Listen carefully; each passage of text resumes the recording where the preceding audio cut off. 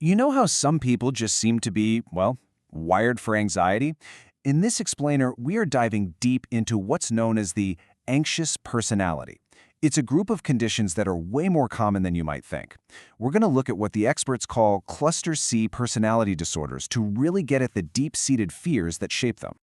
I want you to think about that feeling, that desire to connect with someone, but it's like you're being held back by some invisible wall.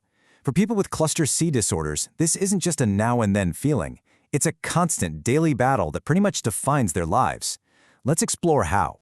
So what exactly falls under this big anxious personality umbrella? Well, we're talking about 3 distinct conditions, and each one has its own unique flavor of fear. We've got avoidant, dependent, and obsessive-compulsive personality disorder. Let's paint a portrait of each one. All right, our first portrait is avoidant personality disorder, or AVPD for short. And this one is really built around a painful paradox. Here's the thing that's just so heartbreaking about AVPD. These are people who often have a really deep desire for connection. They want relationships, but there's this overwhelming, paralyzing fear of rejection that acts like a giant wall, keeping them from the very thing they want most. So what does this actually look like in real life? Well, imagine being so incredibly sensitive to criticism that you turn down a promotion just to stay out of the spotlight. Or maybe you skip a good friend's party because the fear of saying the wrong thing is it's too much. This is the daily reality for someone with APVD. And this just creates this brutal, vicious cycle. The more they avoid social situations because of that fear, the more isolated and lonely they become. And that loneliness, it only reinforces their belief that they're just not good enough to begin with. It's a really tough pattern to break. So, is there a way out of this cycle? Yes, absolutely. Things like cognitive behavioral therapy, or CBT, can help people challenge those deep negative thoughts. It's kind of like having a personal trainer for your brain, you know? It helps you reframe your thinking and build the confidence to finally step out of the shadows. Okay, let's move on to our second portrait.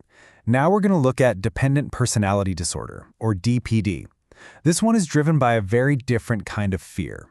With DPD, the main theme isn't really a fear of criticism. It's a profound, deep-seated fear of being alone or abandoned. This creates this overwhelming need to be taken care of, and that shapes pretty much every single aspect of their behavior and their relationships, often leading to what looks like submissive or clinging actions. I mean, can you imagine not being able to decide what you want for lunch without getting somebody else's approval first?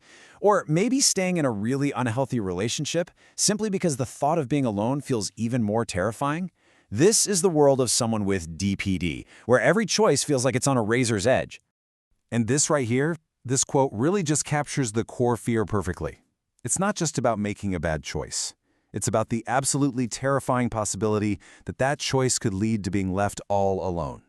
So the path to healing here is all about building self-confidence and independence. Things like assertiveness training can literally teach someone how to say no or how to express their own opinion without that crippling fear. It's all about helping them find their own voice and maybe for the first time, learning to trust it.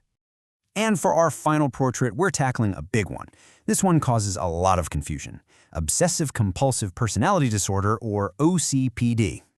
Okay, before we go any further, let's get one thing straight, because this is a super common mix-up.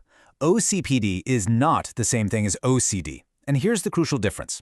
Someone with OCD is often really distressed by their own thoughts and behaviors. They don't want them.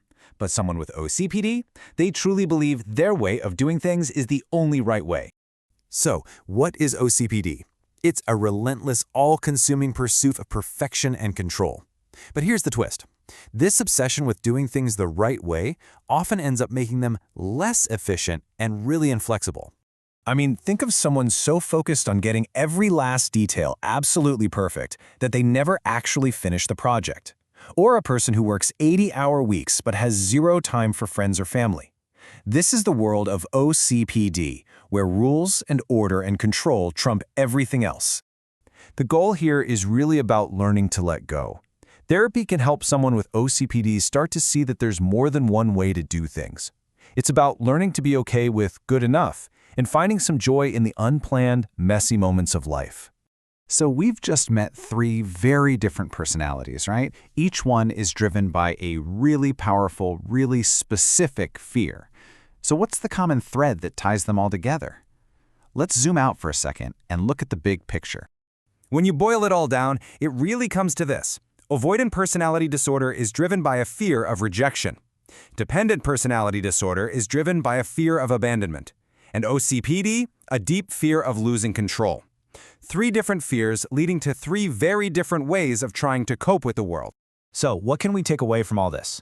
I think maybe it's that behind every difficult personality, every behavior that we don't understand, there's usually a deep-seated fear. And maybe, just maybe, understanding that fear is the first step towards building a more compassionate world. What do you think? Thanks for tuning in.